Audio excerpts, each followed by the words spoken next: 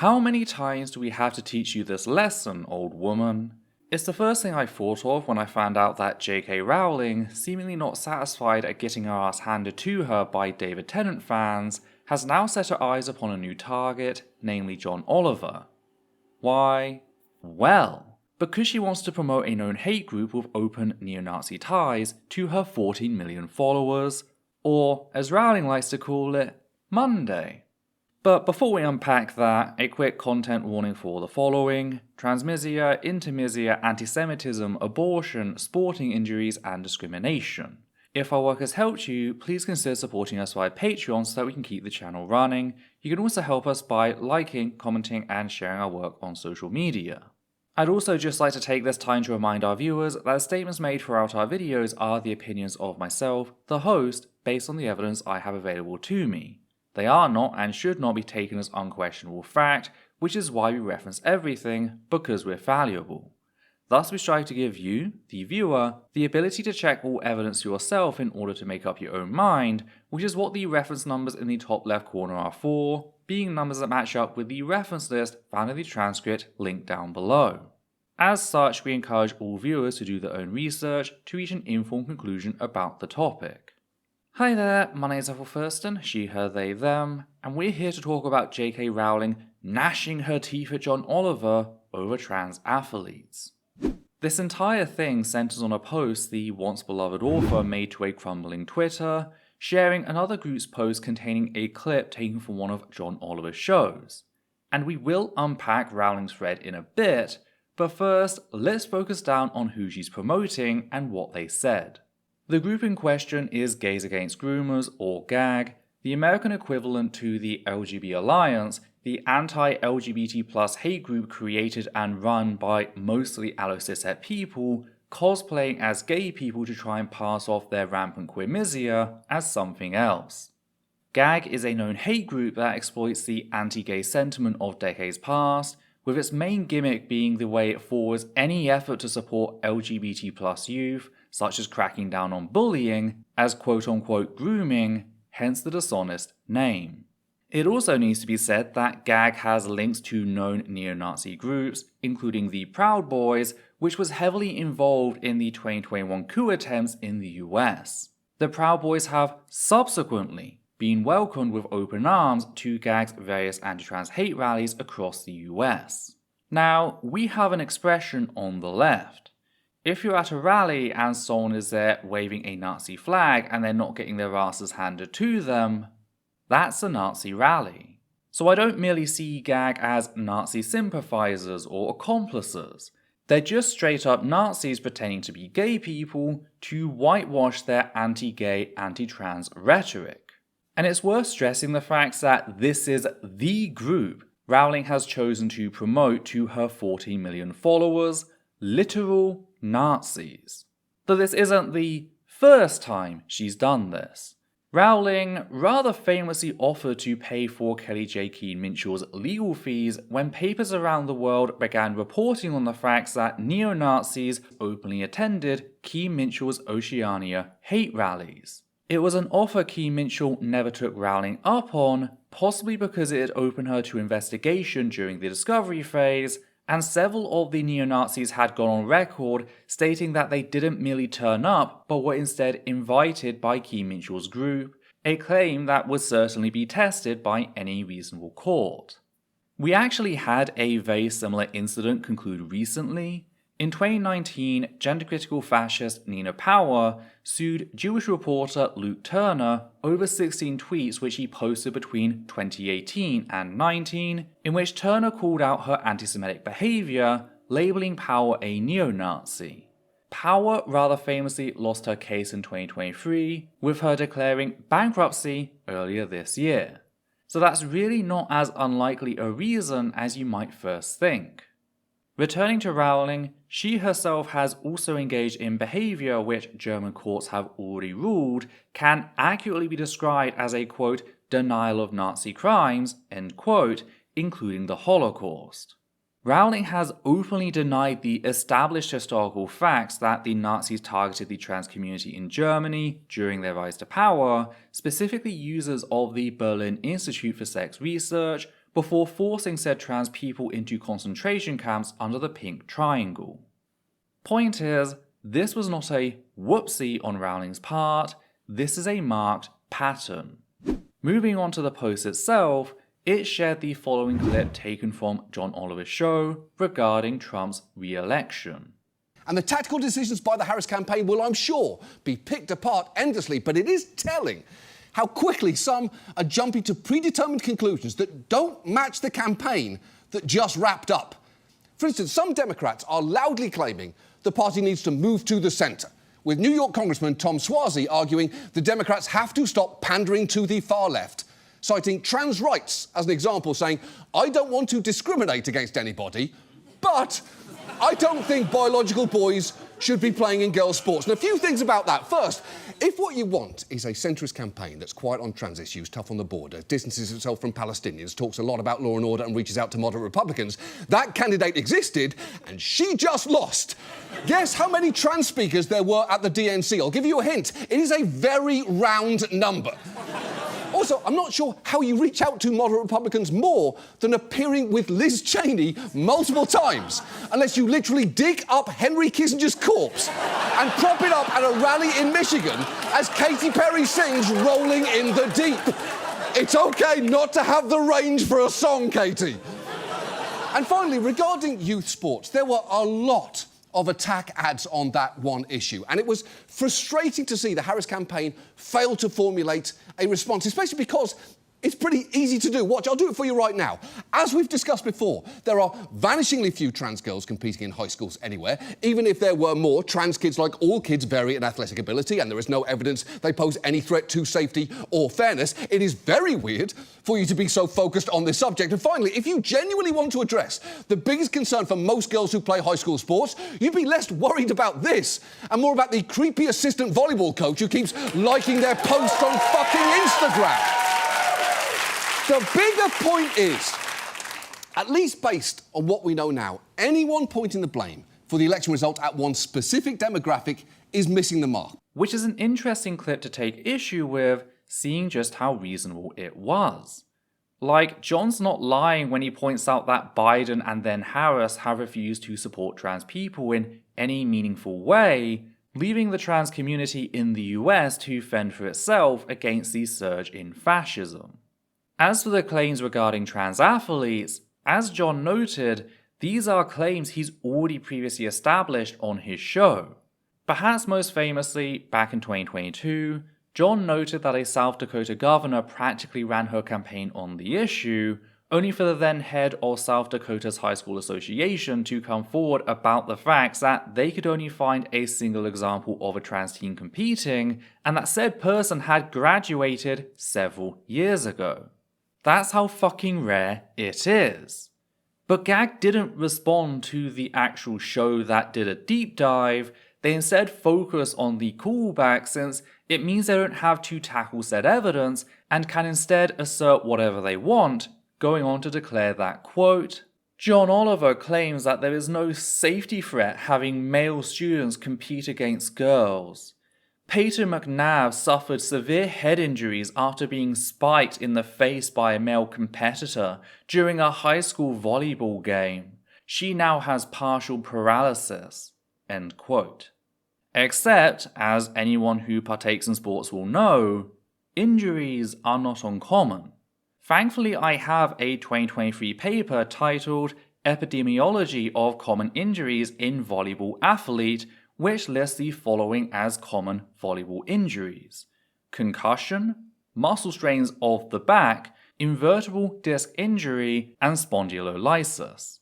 Of which invertebral disc injury is especially relevant, seeing as it's connected with nerve damage and paralysis.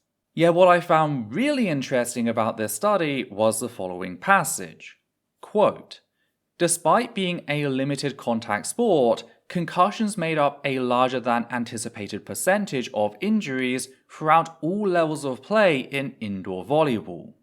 In female players, the concussion rate in the NCAA has been reported as 4.93 per 10,000 AEs, with 6.05 during competition and 4.43 during practices. This is the highest amongst limited contact sports, including softball, swimming/diving, and baseball.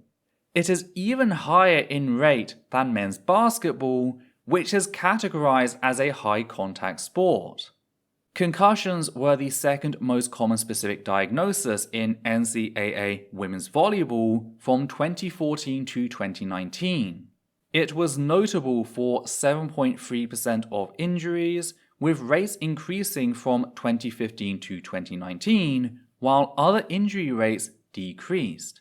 End quote. Along with quote, a cross-sectional survey of youth volleyball players in Canada showed an incidence of concussion of 7.1 per 100 athletes in males and 7.5 per 100 athletes in females. The authors observed that 57% of concussions involved ball-to-head contact, 61.6% occurred during practices or warm-ups, and 38.4% during gameplay. End quote. Fact is, head and neck injuries in volleyball, especially women's volleyball, are not uncommon. So to single out a trans girl amongst literally thousands of such incidents, acting as if that demonstrates trans girls are a threat to cis girls, really goes to show just how void of evidence groups such as GAG are. If they had an actual argument, they'd be making it, but since they don't, they had to omit key facts to instead allow people's prejudices to fill in the blanks. Not that Rowling was going to let that stop her, which finally brings us back to her post. Rowling begins by talking about how difficult it is for her to do this, as if she hasn't spent the last several years targeting literally anyone who disagrees with her, including the former child actors that launched her IP, with Rowling claiming that she wouldn't accept their apologies. Apologies they never offered. She's just that fucking sad. Rowling then goes on to assert that, quote, an undoubtedly intelligent person spouts absolute bullshit to support something he wants to be true, but isn't. According to the UN, female athletes have lost nearly 900 medals to trans-identified men competing against them in women's sporting categories. Girls have been ousted from teams to make way for boys. Women have suffered serious injury playing against trans-identified men. See Peyton McNabb mentioned below. End quote. Referencing the McNabb case, which we just debunked. As for the 900 medals claim, no sources given, but this likely comes from a paper compiled and presented by a single person, Reem Al-Salam, a known far-right agitator whose history of promoting narratives that harm both cis and trans women has led her to be blacklisted by hundreds of women's groups worldwide. To list a few said groups, they include the International Planned Parenthood Federation, African Women's Solidarity, the Asia-Japan Women's Resource Center, the Indigenous Women Legal Awareness Group, the International Women's Rights Action Watch Asia Pacific, the Namibia Diverse Women Association, the Netherlands Association for Women's Rights, Female Labour and Equal Citizenship, the Regional Coalition for Women Human Rights Defenders in Southwest Asia and North Africa, the Women Collective Kenya, the National Council of German Women's Organizations, the Women's International League for Peace and Freedom, the Women's Refugee Commission, and so many more, with all of them signing off on the statement that, quote, we reject the co-option of the human rights framework, particularly the notion put forward by Reem Al-Salam that the fulfillment of the rights of trans women and cis women is or can be conflicting and incompatible. We denounce the mandate holders' grave misuse of the feminist concept of intersectionality. In doing so, Reem Al-Salam actively undermines the principles of the universality and indivisibility of rights and goes against our values as feminists. End quote. I really cannot stress just how hated this person is within women's rights circles. Do you know just how shitty a person you have to be called out like that by feminist groups around the world? And we can see why when we look at who sent her the information regarding the medals, namely the Women's Liberation Front, or WOLF, a far-right AstroTurf movement set up and funded by the US far-right. Wolf board members have accepted tens of thousands in donations from the Alliance Defending Freedom, a group founded by 30 Christian nationalists who forward their agenda. The Southern Poverty Law Center, a group tasked with tracking known hate groups such as the KKK, describes the Alliance Defending Freedom as, quote, a legal advocacy and training group that has supported the recriminalization of homosexuality in the US and criminalization abroad, has defended state-sanctioned sterilization of trans people abroad, has linked homosexuality to pedophilia, and claims that a homosexual agenda will destroy Christianity and society, end quote, before adding that, quote, using its international platforms, the ADF works with policymakers and other organizations to outlaw abortion, deny equality and marriage to LGBT people worldwide, and continue to push for a hard-right Christian theocratic worldview that is reflected in legislation and policies. End quote. Wolf has also received financial support from Imperial Independent Media, a company that sued a research clinic in Washington in hopes of gaining the names and addresses of its staff. Why? Because the clinic utilized fetal tissue samples and Imperial Independent Media are staunch anti-abortionists. Imperial Independent Media wished to publish said names and addresses so that they could encourage their followers to engage in terror attacks against said staff. Wolf and its members are also given platforms by the Heritage Foundation, as seen in Mary Lou Singleton's presence on their Biology Isn't Bigotry panel. The Heritage Foundation is another far-right Christian nationalist group that seeks to eradicate all LGBT+ folk and ban abortion. Wolf have also worked alongside the Family Policy Alliance to try and defeat a bill introduced by Gavin Grimm, a teenage trans boy who wanted to use the boys' toilets at school.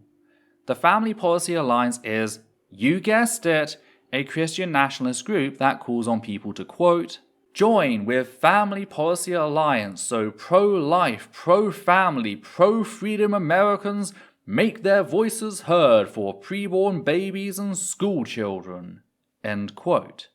I could keep going, but I think I've made my point. Fact is, this is not new information. We covered this exact topic in May of 2019, over 5 years ago. This information is widely known, meaning Al-Salem's support for Wolf as a far-right front seeking to strip cis women of reproductive rights as part of an effort to reduce them down to little more than breeding stock was a choice. She chose to support said groups, presenting them as a trustworthy authority.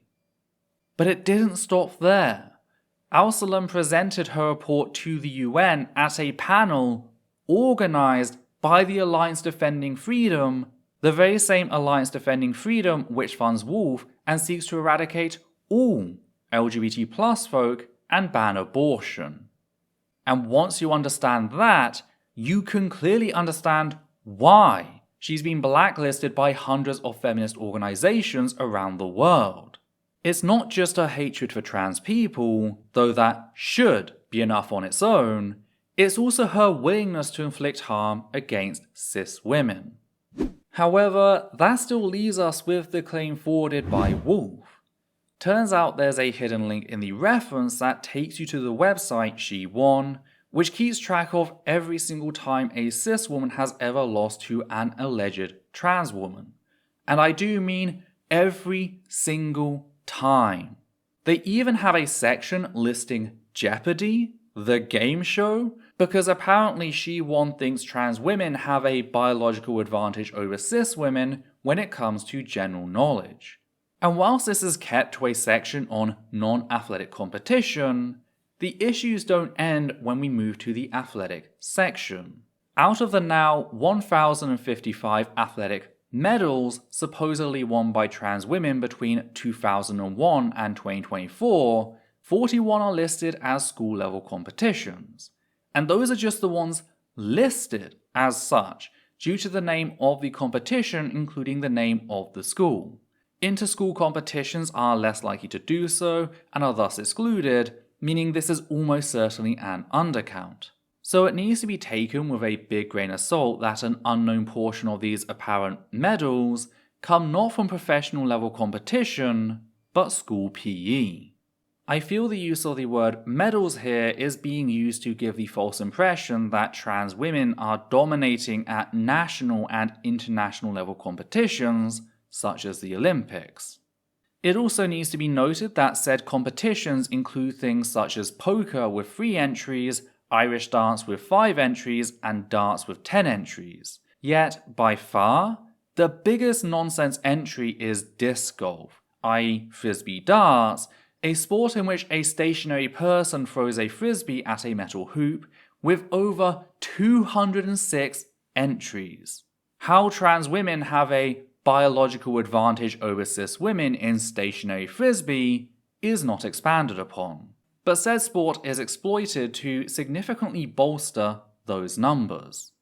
It's also worth noting that while some cases do cite references, hundreds of them do not, and are thus completely unsubstantiated. Sadly, there was no way to exclude such results from my search.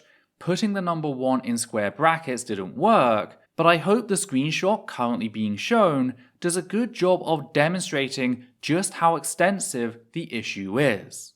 Another thing you might notice is just how many of those medals include cases in which the cis woman would have, in theory, come second or even third, meaning the supposed trans woman was beaten by at least 1 or more cis women. If we limit our search to just first place and first place ties, the medal count plummets from 1,055 to 388. But things only get worse for the people making this argument when we put that 388 into its true context, namely how this is every first place medal a supposed trans woman has won across 24 years, keeping in mind the hundreds of thousands if not millions of first place medals that are awarded globally each year. Because again, school PE competitions are included in the statistics. To call that a small fraction is to be far too generous. These ratios make homeopathy look reasonable. This is a source Rowling and Al-Salem are referencing. I'd call it a fucking joke, but the fact is, jokes are meant to be funny. This is just sad and desperate. It is not an officially recognized UN number, it is a far-right fabrication fraudulently legitimized by a single UN rapporteur with a history of being anti-trans and anti-woman. Yet the bullshit continues, with Rowling asserting that, quote, "Again and again, I've come up against men who argue exactly what Oliver does here, using the very same talking points. With a straight face, the believe the science guys will say, actually, we don't yet have enough data to say whether men and boys are stronger and faster than women and girls. The Be Kind crew can't see what the issue is. Why are you bothered? It only affects a tiny minority of females." End quote. Here's a thing that needs to be pointed out.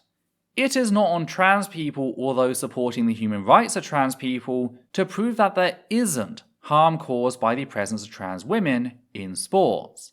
It's on the people claiming that there is harm and that said harm warrants stripping trans and intersex people of fundamental human rights to prove such, since that is precisely what Rowling is arguing for. As detailed by the UN back in 2019, the human rights violated when you strip a group of women of the right to participate in women's sports include 1. The right to equality and non-discrimination, 2. The right to the highest attainable standard of physical and mental health, 3. The right to sexual and reproductive health, 4. The right to work and to the enjoyment of just and favorable conditions of work, 5. The right to privacy, 6. The right to freedom from torture and other cruel, inhuman or degrading treatment and harmful practices, and lastly, 7. The right to dignity, bodily integrity and bodily autonomy of the person.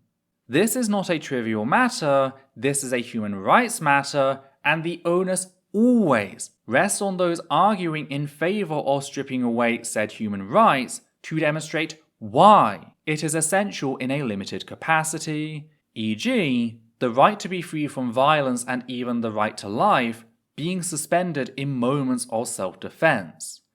That is the degree of evidence required. As for the science, I am someone intimately familiar with it at this point, having produced dozens of fully referenced videos breaking it down, the most recent of which was the final video in a 3-part series covering the history of trans participation in sports, dating all the way back to the start of the modern Olympic Games. None of which even remotely supports the exclusion of either trans or intersex women and the removal of their rights, with the assumptions being invoked as justification to do so being just that, misogynistic assumptions institutionalized during the Red Scare. And I keep mentioning intersex women for 2 reasons. First, they are typically impacted when society targets trans people, with one human rights report finding that anti-trans bigots deliberately conflated the 2 groups to make it seem like there were more trans people at the Olympics than there actually were in order to whip up a frenzy. Second, Rowling herself has shown us that she's not above targeting athletes she believes are intersex as part of her ever-expanding war on trans people, as seen in her ongoing attacks on gold medal Olympian Imane Caliph and now Zambian football star Barbara Banda. Fact is, this goes beyond even just trans and intersex women. Imane Caliph is not known to be intersex, no matter what neo-Nazi websites might have published about her. Yet she was still attacked. Why?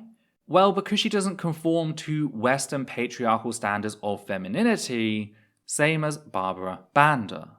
That's why almost all the women challenged in sports are dark-skinned or butch.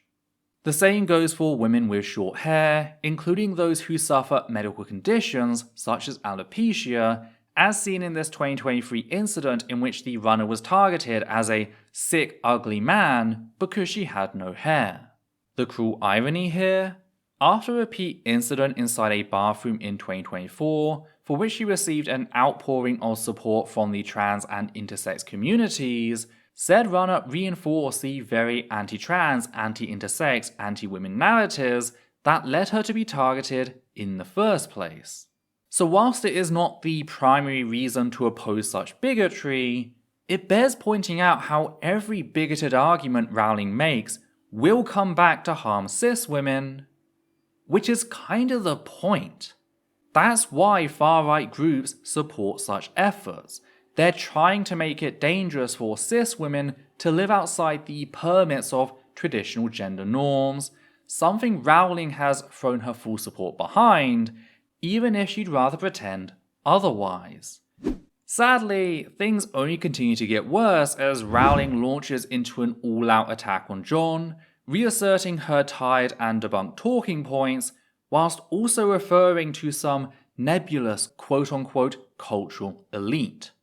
Which, if you know anything about Nazi fascism, specifically Nazi dog whistles, should be setting off all sorts of alarms. The idea of some nefarious secret elite which controls the media, academia, and publishing is old-school antisemitism given new life in recent years by the likes of QAnon and the Canadian Freedom Convoy. It's right up there with globalist and dual loyalist. This is reinforced with Rowling's usage of, quote, elitist postmodern ideology, end quote, to describe trans people, with said rhetoric having been popularized by far-right voices such as Jordan Peterson as a newer equivalent to Frankfurter. The Frankfurt School was a leftist collective of philosophers, scientists, and sociologists originally formed in Frankfurt, Germany during the interwar period, who subsequently fled to the US following the emergence of Nazi fascism. Many of its members were not merely leftists but also Jewish, and, due to their criticisms of US consumerism, was subsequently cast by US Nazis as a meddling group of Jewish elites seeking to destroy the American way of life.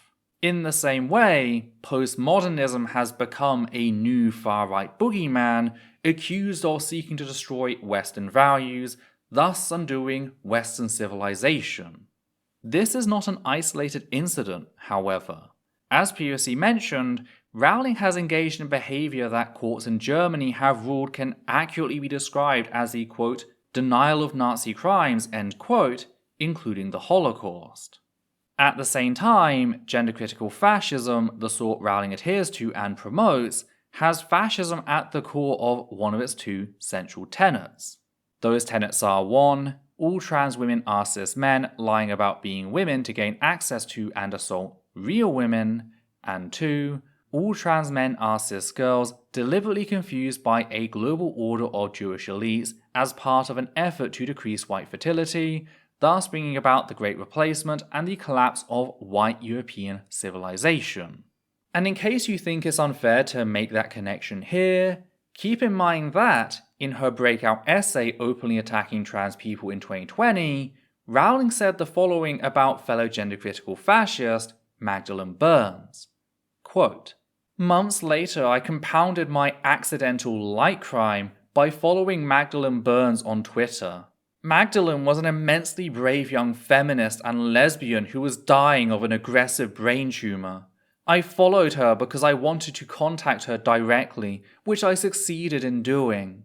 However, as Magdalene was a great believer in the importance of biological sex and didn't believe lesbians should be called bigots or not dating trans women with penises, dots were joined in the heads of Twitter trans activists and the level of social media abuse increased. End quote. Magdalene Burns was someone who, on top of being incredibly racist and transmissic, openly argued that young girls, i.e. trans boys, were being deliberately targeted and pressured into transitioning as part of an attempt to chemically and surgically sterilize them. Who did she claim was responsible? Well, George Soros and John Stryker were two names she repeatedly brought up, both of whom are well-known Jewish billionaires who are often the target of neo-Nazi conspiracies. Though the connections don't end there.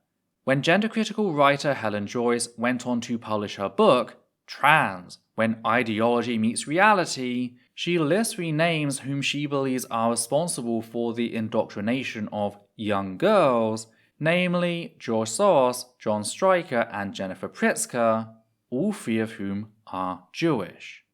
This is in spite of there being plenty of wealthy non-Jewish folk who also support trans people. The reason they don't get mentioned is because the supporters of rapid onset gender dysphoria believe that it is a Jewish shadow state that is pushing transitioning onto young white girls, getting money in the process before using that money to further their control. It is modern day blood libel. And it needs to be pointed out that Helen Joyce is a close and personal friend of J.K. Rowling, with Rowling not only posing for photographs with the antisemitic author, but going so far as to label her as Rowling's quote-unquote battle buddy. That's how supportive of Joyce's work Rowling is. We also saw this in her support for Kelly J. Key Minshall in offering to pay her legal fees to Sue Papers for daring to report on the facts that her anti-trans hate rallies were openly attended by flag-waving Nazis. The very same Kelly J. Key Minshall who promoted the following narrative on national radio during said tour. When you were asked about the motive of the trans lobby, you said at the extreme end, it's very dangerous people who want access to children and an entire dismantling of society. Do you think that that is not catastrophizing? Do you not know about the billionaires who are the billionaire men who are pushing this ideology and funding it? Are you not aware of those people? No, tell me more. Are you saying that that doesn't happen? No, tell me more. You just need to... No, women across New Zealand, they are very, very aware that there are men in women's spaces, men in women's sports, and they are giving carte blanche access to, unfettered access to women's spaces as soon as you say that those men are part of the transgender ideology. As soon as a man basically puts on a dress, He is given unfettered access to women's spaces, including prisons, including rape crisis centres. And I just think it's absolutely preposterous if you don't think women across New Zealand are afraid of that. Could you please tell me a little more about the billionaires funding the transgender lobby? Well, yes, you've got Big Pharma, for example. They make a substantial amount of money out of transgenderism.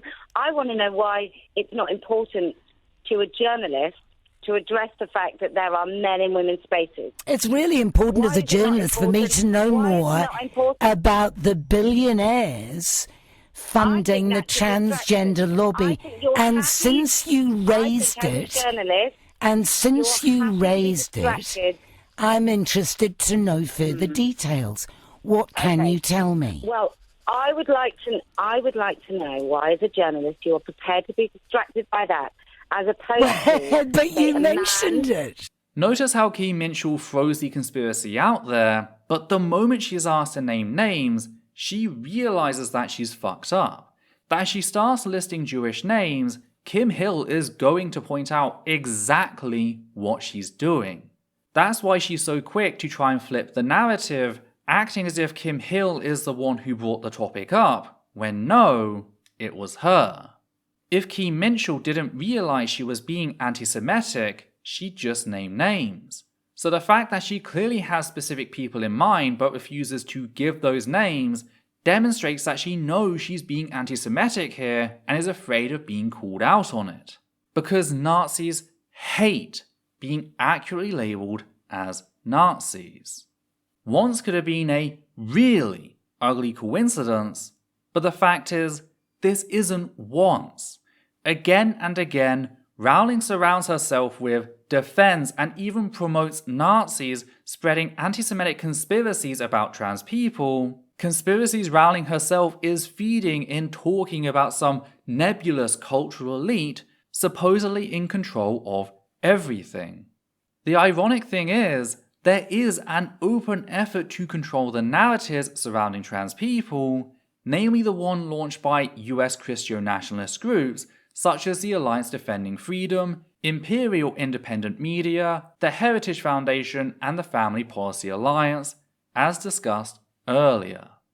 So whilst Rowling talks about some faceless cultural elite letting her fascist followers fill in the blanks, we can show actual attempts to force a narrative that the overwhelming majority of people do not accept. That is a major difference in how we operate. Though, what do you think? What are your thoughts on John Oliver's segment? Did he go hard enough? Any thoughts on Rowling's response? How can we let more people know about the fascism at the core of gender-critical ideology? Did you notice something I missed? If so, be sure to let me know in the comments down below. And if you appreciate what we do here and want to help keep us running, please consider becoming one of our wonderful patrons who make our work possible. You can also make a one-time donation via PayPal or Super Thanks on YouTube. On that note, we'd just like to thank the following people: Matthew Kovac, Hannah Banghart, Goddess a Lighter, Soshula Wayon 6 Denials, Flynn, and Higgins the Seagull. And for myself, Adita and Levi, take care now.